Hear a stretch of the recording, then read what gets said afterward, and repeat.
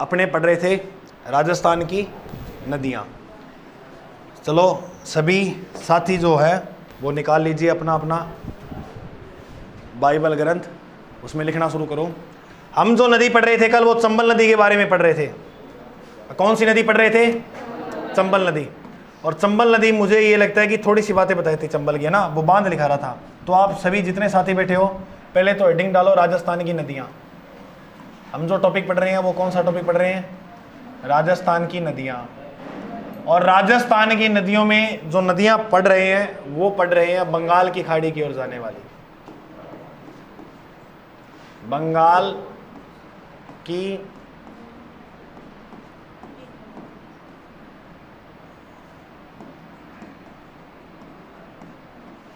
खाड़ी में जो नदियां जाती हैं वो। और उसमें जो नदी पढ़ रहे थे वो कौन सी नदी पढ़ रहे थे? चंबल।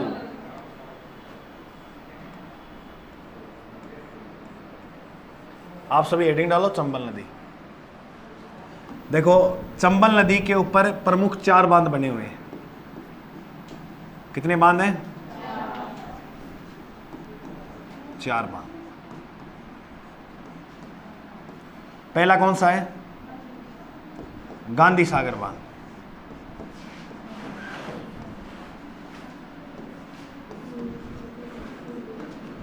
गांधी सागर बांध जो है, ऐसे याद रखना, ये 4 बांध जो है ना वो 3 चरण में बनाए गए थे।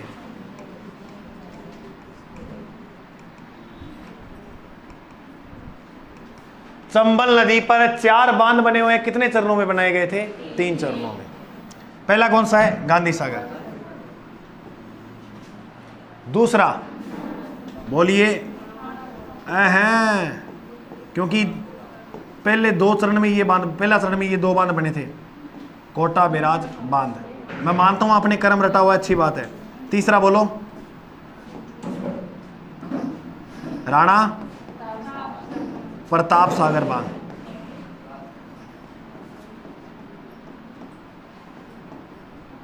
चौथा बोलिएगा?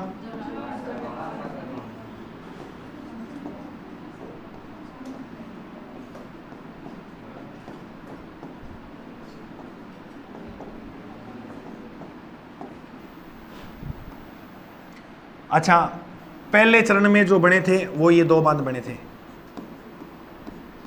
ये दूसरे चरण में बनाया गया था और वो तीसरे चरण में। तो टोटल बांध जो है वो कितने चरणों में बने हुए हैं? 3 चरणों में। पहले चरण में ये गांधी सागर कोटा बैराज बने थे और ये इस प्रकार से 4 बांध है ना। इसकी ऊंचाई मैंने लिखाई थी कितनी है? तो चंबल नदी का सबसे बड़ा बांध कौन सा है? गांधी सागर। कोटा बैराज है, ये ऐसा बांध है जिससे केवल सिंचाई होती है। केवल क्या होती है? सिंचाई। इससे विद्युत का उत्पादन नहीं होता। विद्युत उत्पादन नहीं होता। मोस्ट इंपॉर्टेंट पर्सन, 4 बांध में से वो कौन सा बांध है जिसमें से विद्युत का उत्पादन नहीं होता? बाकी तीनों में, एक जिसके नीचे ग्रीन लगा रहा हूं, 2, 3, इन तीनों से बिजली का उत्पादन का मतलब होता है इनसे बिजली भी बनाई जाती है। लेकिन कोटा बैराज से केवल और केवल क्या होती है? सिंचाई। तो एग्जाम में प्रश्न आएगा, लिख लेना, कचमेंट एरिया का फैलाव किस बांध के आगे है? तो कचमेंट क्षेत्र का मतलब पता कौन सा होता है? जी हाँ, अपन नाली आ जाए नहीं तो नाली में पानी क्या भर जाए, ए टाइप को एरिया अभी ने कचमेंट क्षेत्र बोला। जैसे कोई बांध हो गया, बांध के आगे वो पानी सा नहीं भरा रहता, जमा रहता 24 घंटे, उसे बोलते हैं कचमेंट क्षेत्र। तो कचमेंट क्षेत्र वाला जो बांध है वो कोटा बैराज है। लिखो ये 4 बांध फटाफट और याद करो। गांधी सागर, कोटा बैराज, राणा प्रताप सागर, जवाहर सागर।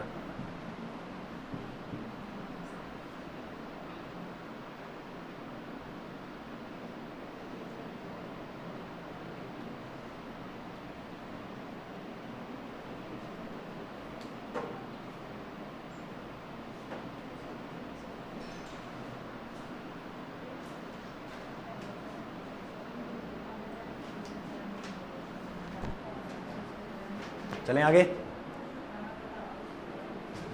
पहला बोलो बांध कौन सा है? गांधी सागर। दूसरा राणा प्रताप सागर। तीसरा चौथा, पहला गांधी सागर, दूसरा बोलो कोटा बैराज, राणा प्रताप सागर।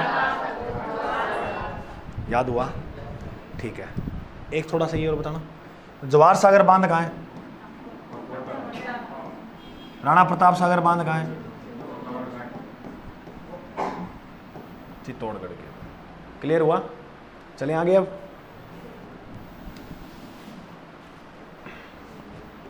कालिदास का नाम सुना है? कितना समझदार था बेचारा। कालिदास ने एक ग्रंथ लिखा था मेघदूत।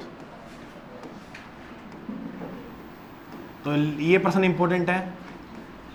इसने मेघदूत ग्रंथ में चंबल नदी का वर्णन किया है।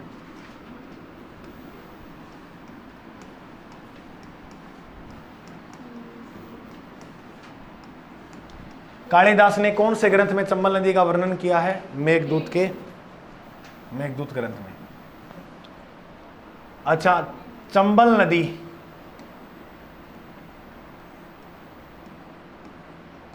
बीहड़ भूमि बनाती है। कौन सी भूमि बनाती है? बीहड़ भूमि। गुरुजी बीहड़ भूमि कौन सी होती है? इसे आप ये भी कह सकते हो उत्खात भूमि। मैंने जब आपको मृदा टॉपिक कराया था ना, तो उसमें अच्छी तरह से बताया था इनके बारे में कि ये भूमि कैसे होती है। देखो, एक तो होता है अपर्दन। अपर्दन क्या आता है? मिट्टी एक स्थान से उड़कर दूसरे स्थान जाना। जब अपर्दन अधिक मात्रा में हो जाए, तो वो क्या बन जाते हैं? बीहड़। गुरुजी फोटो दिखा दो, देखते हैं तुम्हारी किस्मत की पड़ी हुई तो।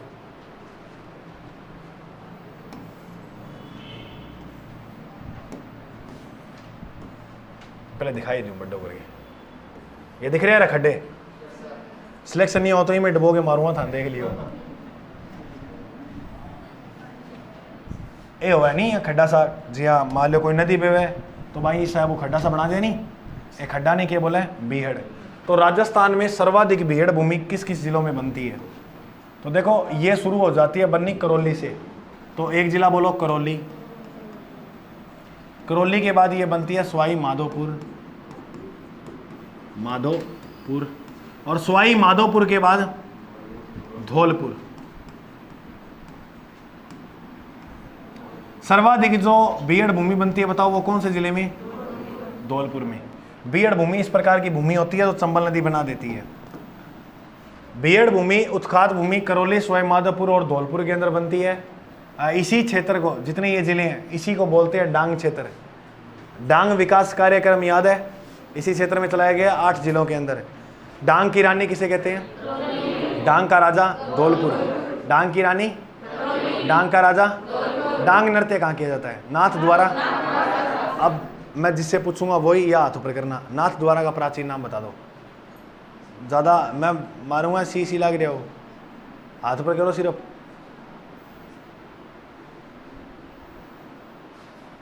आप बताओ। सी हार्ड क्या नाम था? ग्राम सेवक में ये प्रश्न पूछा गया है, तो याद रखिएगा। चंबल नदी की ये बात करी। अब चंबल नदी के किनारे देखो और क्या क्या चीजें बसी हैं। एक है हैंगिंग ब्रिज। कौन सा bridge? Hanging bridge. Hanging bridge जो है वो कोटा में है। कहां पर? अच्छा गुरुजी, हैंगिंग ब्रिज क्या है? ये तुम्हें झूला देगा अगर इसके ऊपर जाओगे तो। इसे बोलते हैं झूलता हुआ पुल। तो राजस्थान का पहला झूलता हुआ पुल किस जिले में है? कोटा में। किस नदी के ऊपर है? चंबल नदी पे। ये झूलता हुआ पुल भारत का चौथा पुल है। चौथा किसका? भारत का बड़ा।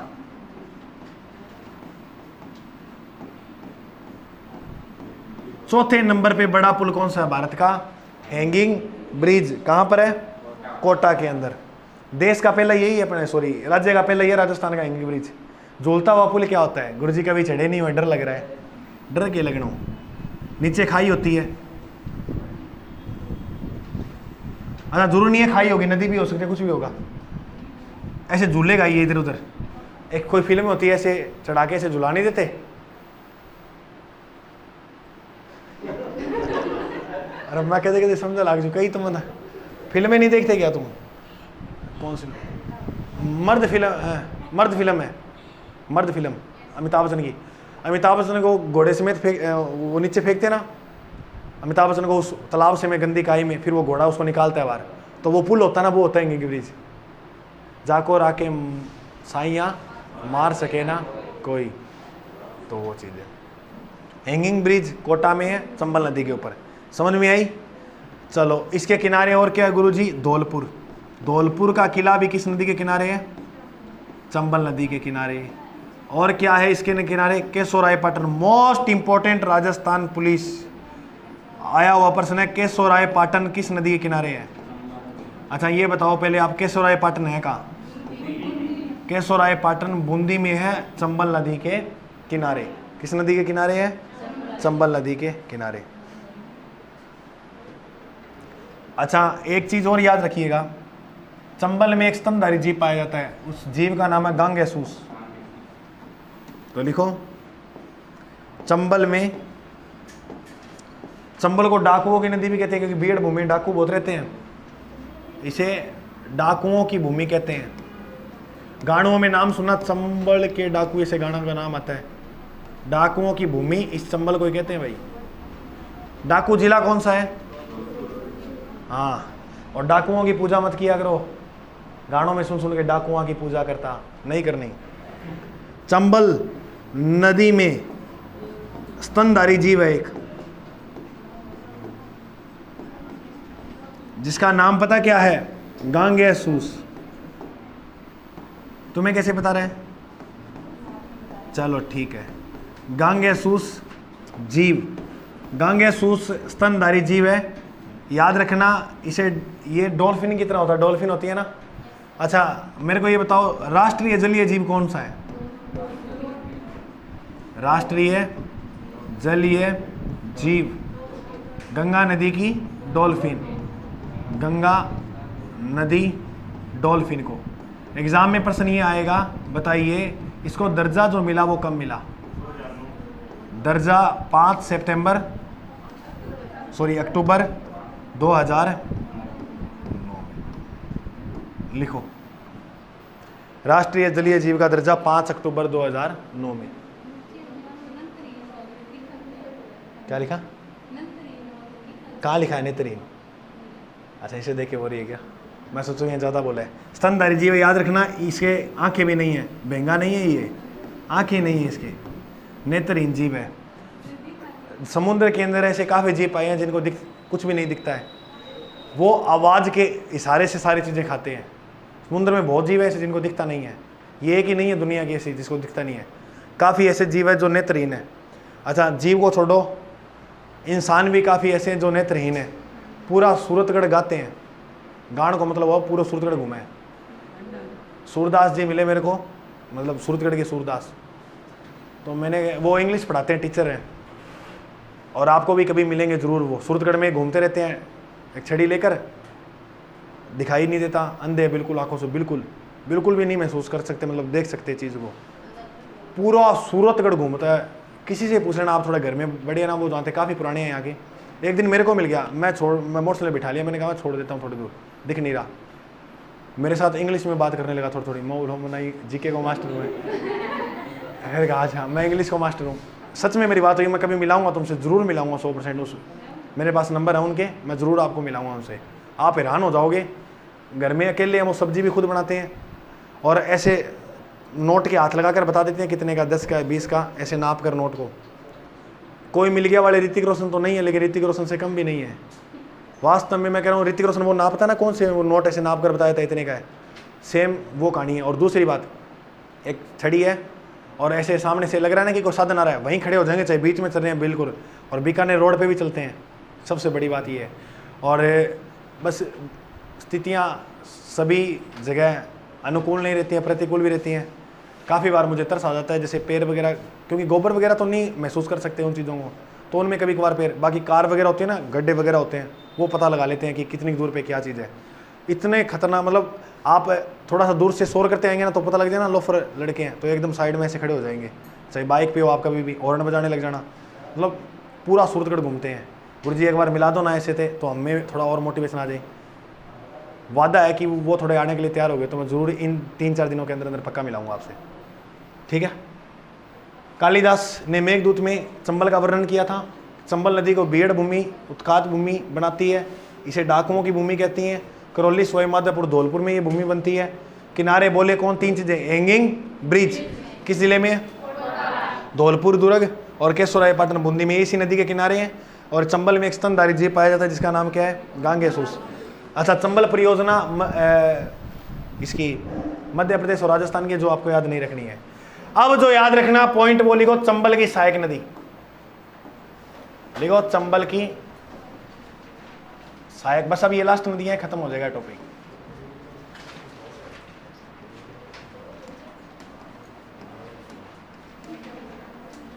अरे सहायक का मतलब क्या है? जैसे ये कोई नदी है, इसमें कहां कहां से कौन कौन सी नदियां आकर मिलती हैं, उसे बोलते हैं सहायक नदी। तो सहायक नदी की एक ट्रिक याद रखना, बोलो कुकू बामनी काल पर मेज बना गई सी। की बना गई सी? मेज बना गई सी। बोलो कुकू, कुकू नहीं, कुकू बामनी काल पर। शर्म आती है तुम्हें बोलने में? बोलो फिर, कुकू बामनी काल पर मेज बना गई सी। मेज बना गई, कुकू बामनी काल पर के बना गई सी मेज। 2 मेज बनाया, एक थारा ब्याह वास्तर, एक कोचिंग में रखने वास्तर। कुकू बामनी काल पर मेज बना गई सी।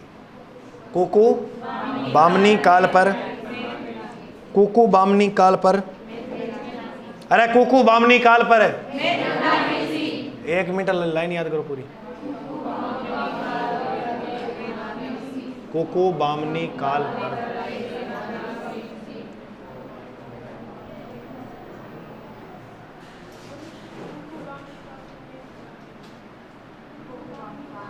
पर ना मेरे बेंगो थोड़ी हूं मैं उसको देख रहा हूं।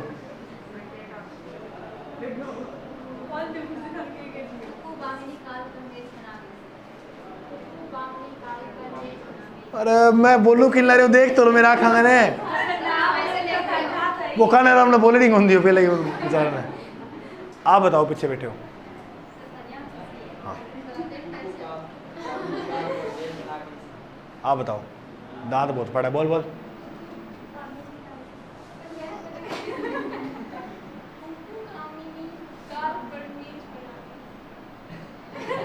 इतना तो कोई औखा नहीं था जितनी तरीके से ये बोली, इतना कहोगे कुकू बामनी काल पर। लड़कियां वास्तव में ओवर एक्टिंग ज्यादा ही करती है कुछ। यहाँ थप्पड़ दीवार का मारांगा नहीं तो खुद रोएंगी, छोटी बच्ची होती है ना, मार के देखना कभी। बोलो कू से कुराज। कुराज नदी किसकी सहायक है? बामनी से कौन सी हो गई? बामनी नदी हो गई। 2 नदी तो याद होगी। अरे काल से काली सिंध, काली सिंध। पै से पार्वती परवन, पार्वती परवन नदी। 2 तो ये याद होगी। चलो इधर से, काली, काली सील बिल्कुल लिखेंगे, तूने कही है तो ये बात। लेकिन काली सील बनास की सहायक है। थोड़ा मैं ये सोच रहा था इसलिए।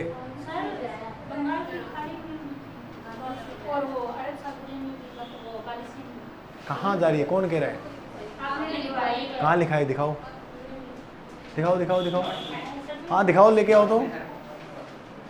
या तो मैं तुम्हें मार दूंगा या सही करा दूंगा। लाओ लाओ लाओ लाओ लाओ, हाँ लाओ लाओ। काली सिंध अरब सागर में जाती है। कहाँ लिखा है? इधर आके दिखा। हाँ तो ये बंगाल की खाड़ी लिखा हुआ है। इना करना मेरे इतने कूट कूट के ना मार दूंगा। इना इधर इधर झूठी झूठी क्या बोले तो। कहाँ लिखा है मैंने? ये देखो, बंगाल की खाड़ी की ओर जाने वाली, जिसमें सहेलियों के चक्कर में मत आए, ऐसे फंसा के मारेंगी। इधर हमारी इधर इधर आएगा, इधर आएगा, दिखा मेरे को दिखना चाहिए इसमें कहाँ है, क्योंकि औरों को भी पता लगे ना। सहेली सहेली ऐसे बोलेंगे मेरे लेके, बता कहाँ है। हाँ पेज पलट, हाँ पलट पलट पलट। अरे मैं ना अवतारी तू, मैंने कोई जन्म नहीं लिया है।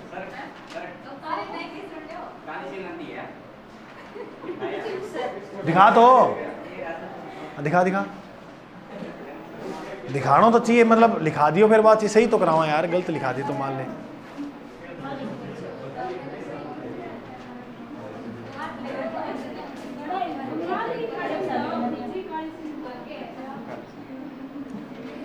इसके मैं ऐसा मारूंगा थाप, चंबल की साइड कह रहा तो मैं तो करा ही रहा हूं ये तो। अरे तो काली सिंधी तूने लिखा है, काली सील भी इसी की सहायक है, क्योंकि वो बना, ये देखो मैं आगे लिखा हुआ तुम्हें यहाँ बन्ना से बनास, तो बनास की सहायक होगी वो। यहाँ तो मैं 50 नदियाँ कराऊंगी, 50 नहीं करेंगे तो नहीं है ना काली सिंध। अरब सागर में कहाँ लिखाई है आपके लिए? काली सील भी अरब सागर में नहीं जाती है, बंगाल की खाड़ी में।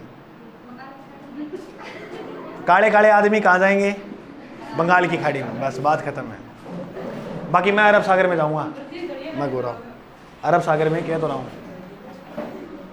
कुराज, बामनी, काली सिंध, थारो जी करा तो लिख लियो काली सिंध, बाकी कोई बड़ी बात नहीं, इसकी सहायक हो सकती है क्योंकि ये बनास की सहायक है तो ये इसकी हो जाएगी, क्योंकि बनास फिर चंबल की सहायक है तो कोई बड़ी बात नहीं है। मेद से कौन सी नदी हुआ? मेज। गै से गुजाली, गै से गुजाली, और सी से सीप और सिप्रा। हाँ सिप्रा, क्यों पड़ी नहीं सिप्रा नदी? उज्जैन मध्य प्रदेश किस नदी के किनारे है? सिप्रा। सीप, सिप्रा, सीप, सिप्रा, सीप, सीप। ई से एक और याद करना, ईरू, ईरू गोपालू, ईरू। कुकू बामनी काल पर मेज बना गई सी। कु से कुराज, बा से बामिनी, बा से काली से। नंबर 1 पे बोलना कौन सी नदी थी? सारे बोलो। कुराज, बामिनी, काली सिंध। पै से पार्वती और परवन, बोलो पार्वती और परवन। मेद से, बन्ना से, गै से, सी से सीप, सिपरा, सीप और ईरू। बोलो कु से, बामिनी से, काल से, काल से, पै से, पै से, पा से, पै से, मेद से, बन्ना से, बना से, गै से, गै से, ई से, ईरू, ईरू, ईरू, सी से, सी से, सी से, हाँ सी भी बोलो एक आधो। सीप, सीप, सिपरा, सिपरा। कु से, बामिनी से, काल से, पै से, पै से, मेद से, बना से, बन्ना से, गै से, ई से, सी से, सी से, सीप, सिपरा। याद है। अब मेरी बात सुनो, एग्जाम में प्रश्न क्या आता है? प्रश्न दे देगा निम्नलिखित में से बंगाल की खाड़ी की ओर जाने वाली नदी नहीं है, नहीं है। 3 ये देगा, एक मान लो ऑप्शन में दे दिया माही, उत्तर क्या करके आओगे? क्योंकि माही नदी का जल कहाँ जाता है? अरब सागर में। पहली बात तो तुम्हें यही याद होनी चाहिए कौन सी नदी कहाँ जाती है पढ़ने से पहले, तो ये एक बात तो क्लियर होगी कि ये नदी सारी वहीं जाती है। चंबल की सबसे बड़ी सहायक नदी कौन सी है? बनास नदी। चलो बनास नदी में लिखो इसके उपनाम। वरनासा नदी, वशिष्ठ नदी,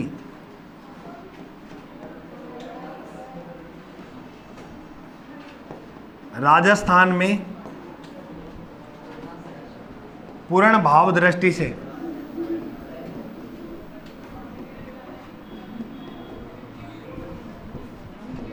बहने वाली लंबी नदी,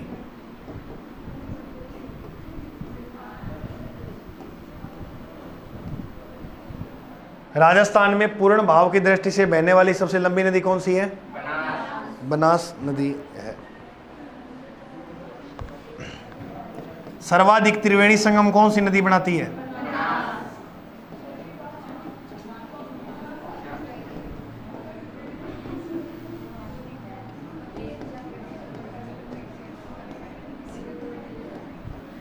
सर्वाधिक त्रिवेणी संगम बनाने वाली नदी भी कौन सी है? बनास। सुनो भाई ध्यान से, वर्णासा और वशिष्ठ नदी तो इसके नाम से है, बनास से वर्णासा और वशिष्ठ हो गया। राजस्थान में पूर्ण भाव का मतलब क्या होता है? मिस का मतलब ये है कि ये राजस्थान है। राजस्थान में ऐसी कोई नदी नहीं है जो राजस्थान से निकले और राजस्थान में बहुत लंबी बहे, तो वो नदी कौन सी है? बनास। इसलिए राजस्थान में निकली और राजस्थान में ही चंबल नदी में मिल गई, तो ये हो गया इसका भाव क्षेत्र, इसे बोलेंगे पूर्ण भाव। तो पूर्ण भाव की दृष्टि से बड़ी नदी कौन सी है? राजस्थान की लंबी नदी कौन सी है? बनास। सर्वाधिक त्रिवेणी संगम बनाने वाली नदी भी कौन सी है? बनास नदी। क्लियर हुआ? चलो बनास नदी को मानचित्र में पढ़े। अच्छा,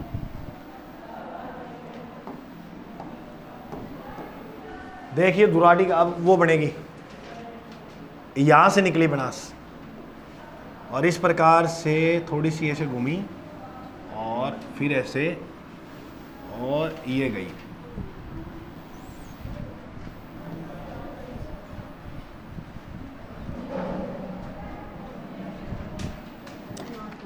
अब इधर देखो सारे जने ध्यान से, अभी लिखना नहीं है, सारे समझना ही नदी कैसे निकली है। अभी ये विद्युत की तार सी लग रही है ना ऐसी, लेकिन ये नहीं है, ये नदी है। यहां पर इधर की ओर एक पहाड़ी है और इस पहाड़ी का नाम है खमनोर। सारे मेरे साथ साथ बोलते रहो, पहाड़ी का नाम क्या है? खमनोर की जो पहाड़ी है वो राजस्थान के राजसमंद में है। कहां पर है? तो इस नदी का उद्गम बताओ कहां से हुआ? खमनोर की पहाड़ी, राजसमंद से। ये नदी थोड़ा सा आगे बही राजसमंद के अंदर ही, इसके ऊपर एक झील है और इस झील का नाम है नंदसमंद। कौन सी झील बनी है? अब बताइए, नंदसमंद झील किस जिले में है? नंदसमंद, राजसमंद। इसके ऊपर यहां एक बांध भी है, नंदसमंद, वो याद नहीं रखना है तुम्हें, ठीक है? नंदसमंद बांध भी यहीं पर है, इसे झील भी कह सकते हो, बांध भी कह सकते हो, इसी के पास है। राजसमंद के बाद यह एक नए जिले में प्रवेश कर जाती है और इस जिले का नाम है चित्तौड़। कौन सा गढ़? चित्तौड़गढ़। चित्तौड़गढ़ के बाद ये नदी एक फिर नए जिले में आ गई। बोलो कौन सा जिला? पहला जिला कौन सा है? राजसमंद। राजसमंद के बाद चित्तौड़गढ़, चित्तौड़गढ़ के बाद और भीलवाड़ा के बाद अजमेर। कहाँ आ जाती है? और सांप की तरह कहाँ बहने लगती है? तो एग्जाम में प्रश्न आएगा क्या कि बनास नदी सर्पिलाकार किस जिले में बहती है? सर्पिलाकार बहती है, सर्पिलाकार बहती है। टोंक में इस नदी के ऊपर एक बांध है और जिसका नाम है बिसलपुर बांध। कौन सा बांध है? बिसलपुर बांध। बताओ कौन से जिले में है? टोंक में। इस बांध का निर्माण करवाया था चौहानों के राजा विग्रहराज चतुर्थ ने। वो मैं आगे पढ़ाऊंगा तुम्हें जब थ्योरी लिखाऊंगा। टोंक के बाद ये नदी प्रवेश कर गई सवाई माधोपुर में। सवाई माधोपुर। कितने जिले हो गए? 6 हो गए क्या? अरे हो गए क्या? और नीचे से ऐसे एक नदी निकली चंबल और ये ऐसे बही और वो चंबल तो गई उधर। और अब ये बताते हैं यहाँ पर चंबल नदी में अपना जल डाल देती है। यहाँ कौन सी नदी में अपना जल डाला इसने? बनास ने चंबल में। चंबल में जो जल डाला उस स्थान का नाम याद रखना, यहाँ है रामेश्वर। रामेश्वर नामक स्थान जो है बताओ वो कौन से जिले में है? सवाई माधोपुर में अपना जल डाल देती है। रामेश्वर में बनास नदी जो है वो अपना जल, बताओ ये नदी कौन सी थी? तो चंबल नदी की सहायक नदी है बनास। लिखा है था ना सहायक नदियों में, ये देखो बन्ना से बनास नदी। बन्ना से कौन सी नदी हुई थी? बनास। तो सवाई माधोपुर जो है वह रामेश्वर स्थान के अंदर चंबल नदी में जल डाल देती है। बोलो इतनी नदी समझ में आई है? एक बार और देखो, बनास नदी का उद्गम कहाँ से हुआ? खमनोर। राजसमंद से निकलने के बाद चित्तौड़गढ़, चित्तौड़गढ़ के बाद भीलवाड़ा, भीलवाड़ा के बाद अजमेर, टोंक, सवाई माधोपुर। 6 जिले हो गए ना? तो कितने जिलों में बहती है? राजसमंद, चित्तौड़गढ़, भीलवाड़ा। याद करो, ऐसे निकालो नदी को, राजसमंद, चित्तौड़गढ़, भीलवाड़ा बनाओ। अच्छी से टेढ़ी कर लेना कॉपी को, नदियां और साथ में जुड़ेंगी तो बुंदले जाओगे कि कौन कौन सी नदियां मिली हैं। अच्छा, इसे वर्णासा, वशिष्ठ और वन की आशा भी कहते हैं। ये एक नाम ऐड करना, वन की आशा नदी, बनास को कहते हैं वन की आशा, वन की आशा। अब आप एक काम करिएगा छोटा सा, चलो एक बार ये बनाओ इतना।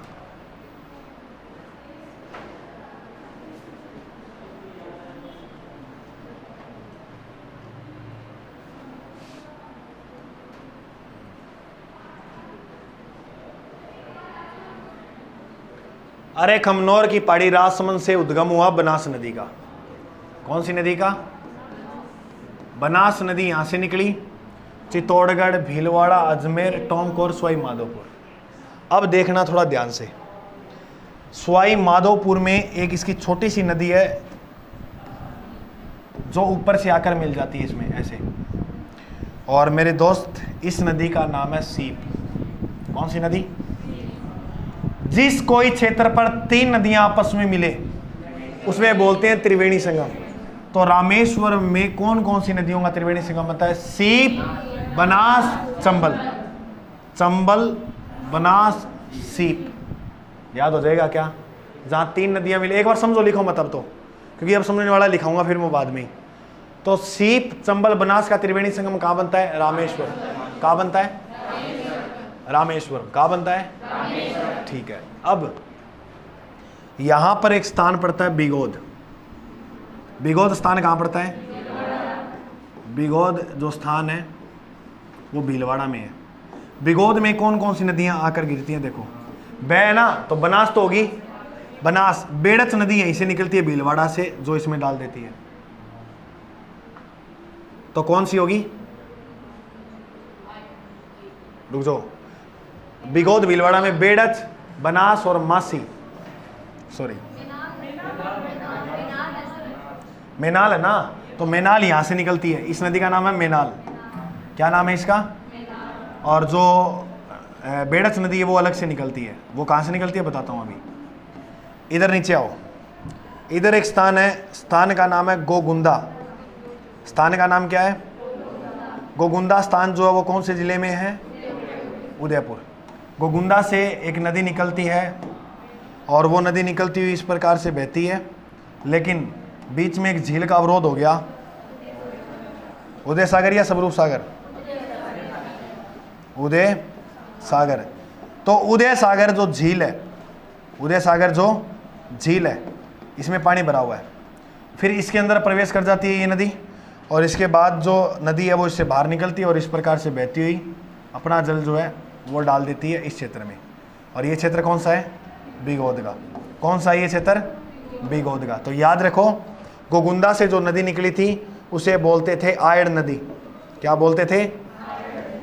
आयड़ नदी। और आयड़ नदी जब उदय सागर झील में गिरी तब इसका नाम क्या हो गया? बेड़च। तो बेड़च नदी का प्राचीन नाम क्या है? पहले किस नाम से उद्गम होता है? उदय सागर में ये गिरने के बाद जब बाहर निकलती है तो इसका नाम क्या हो जाता है? बेड़च। और बेड़च और मेनाल और बनास तीनों जो है वो कहाँ मिलती हैं? बिगोद में। तो बिगोद भीलवाड़ा में कौन कौन सी नदियाँ मिलती हैं? बनास, बेड़च, मेनाल। बनास, देखो नदियों का ये लास्ट भाग मान के चलो, या हो सकता है कल लास्ट भाग हो जाए। तो शुरू में मैंने आपको त्रिवेणी संगम कराए थे, जिसको शुरू में कराए उसको तो कोई दिक्कत नहीं हो रही ना आपके? अभी होगी कि तुम क्या करवा रहे हो त्रिवेणी, तो एक बार पढ़ लो, कोई बात नहीं है, सुनने होगे पढ़ लो।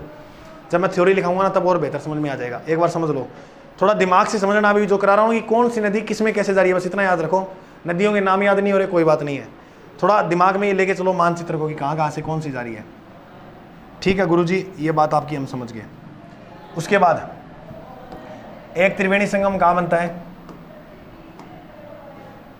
एक तो बन गया रामेश्वरम में, और एक बनेगा जोधपुरा टोंक में, और एक बनेगा राजमहल में। यहां पर एक स्थान है राजमहल।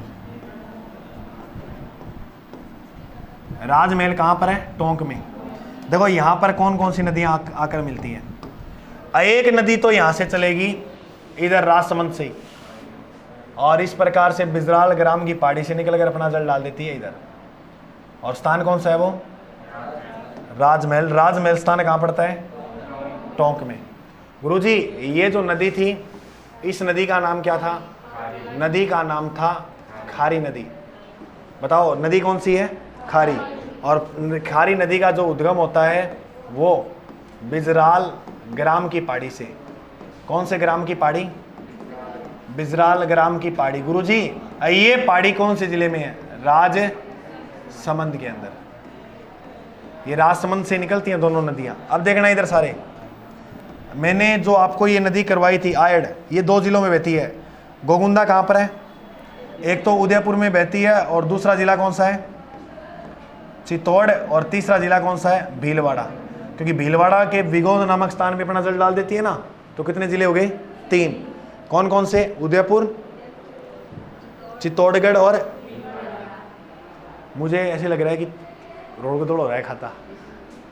आप एक बार इसको, क्योंकि मैंने एक साथ काफ़ी नदियाँ कर निकाल दी, 10-12 नदियाँ करवा दी, तो दिक्कत हो रही है। एक बार सुनने हो जाओ, या के करा ही रखो गुरुजी थे, एक बार कर लो। थ्योरी लिखाऊंगा ना तो राम से क्लियर होती रहेगी कौन कौन सी क्या बातें लिखाई थी मैंने। एक बार सुनने होगी, लिख लो और सोच समझ सकते हो तो फिर थोड़ा दिमाग को बढ़ाओ समझने की। अब ये कहते हैं बच्चे कि ऑनलाइन पढ़ लें कोर्स लेके, आराम करो, ऑफलाइन आ रहा दिक्कत हो रही है। ऑनलाइन कैसे समझ लोगे? ऐसी इतनी इतनी औखी चीज़ें पढ़ने में। सबसे बेस्ट पढ़ाई आप कौन सी मानते हो? मोड कौन सा मानते हो? व्यवहारिकता, मैच्योरिटी जो बंदा सीखता है वो ऑफलाइन के अंदर ही सीखता है। ये तो पैसा बन गया है। कोरोना का बाद थे कि तक पढ़िया, कोरोना पहला कौन पढ़िया नहीं आपा कुछ भी, मैं सारा दिन ऑफलाइन ही पढ़ता पहला। और एक बात तो इसो मोल चालू है, अब हमें भी आना पड़ गया। मन तो नहीं करता, लेकिन चलो फिर भी कोई दूर दराज बैठा है साथी, वो पढ़ सकता है, वो नहीं आ सकता। अपनी कहीं है जैसे झालावाड़ में है कोई, वो इतनी सुविधाएं नहीं है। लेकिन एक फ़ायदा ये मिला है इसका कि वो अजय सर की क्लासें उसको झालावाड़ में मिलती हैं। अब ज़रूरी नहीं हो कि उसको सूरतगढ़ खर्चा करना पड़ेगा आकर। काफ़ी लोग जैसे मेरे पास, मैंने उदयपुर वो RS प्री के वो फ्री कोर्स में जिले डाली थी, तो टोंक से पता नहीं उदयपुर से शायद वो देख रहा होगा क्लास मेरी, सुरेश कोई कॉलेज का वो है अध्यक्ष वगैरह, जैसे प्रेसिडेंट होते हैं ना वैसे, उसका मैसेज आया रात को कि सर वो जियोग्राफी वाली क्लास कैसे बंद कर दी। तो मैंने कहा थोड़ा टाइम नहीं है, आज मैं डालूंगा। हाँ आज डालूंगा एक क्लास और। तो उसने वो मैसेज किया था कि सर आपकी वजह से हमारी RS की तैयारी हो रही है। वो तो मैं जानता हूँ कितनी हो रही है मेरी वजह से, लेकिन ये एक स्वाभिमान होता है बच्चे का। उसने कहा इसके चक्करों में मैं सारे जियोग्राफी करवा दूंगा। उसने जो बात बोली ना उसकी एक बात के ऊपर, हाँ नोट्स बना लो उसके। देखो अब जो नदी है वो अजमेर से निकलती है एक और अपना जल डाल देती है राजमहल में। ये जो नदी निकली थी उसका नाम क्या था? डाई नदी। अच्छा ये भी राजसमंद के बाद ये नदी कहाँ कहाँ जाती है? भीलवाड़ा, और भीलवाड़ा के बाद अजमेर, और अजमेर के बाद टोंक। क्लियर हुआ क्या इतनी बात? 10 एक नदियां और करा दूंगा तो मन लगा था रोड को भयंकर ही हो जाओ। एक तो करा दूं, एक वो काली सील वाला लोचा दिमाग में है ना, वो करा देता हूँ। एक नदी यहाँ से आती है और सवाई माधोपुर में अपना जल डाल देती है। अब मैं भी इंसान हूँ, देखो पढ़ने का मतलब ऐसे है कि एक ही बार पढ़ो सारा कंठस्थ हो जाएगा, मानचित्र में पढ़ो। आज घर पे जाके अगर तुम मेहनत कर लिए ना तो सीख जाओगे, वरना जिंदगी भर नहीं सीखोगे। तो ये बढ़ानी है तुम्हें एक बार और। यहाँ से एक नदी निकलती है जिस नदी का नाम है मेना है मोरेल। बिल्कुल आप जो बोल रहे हो ना ढूंढ नदी, वो इसी की सहायक नदी है। कौन सी नदी है वो? ढूंढ।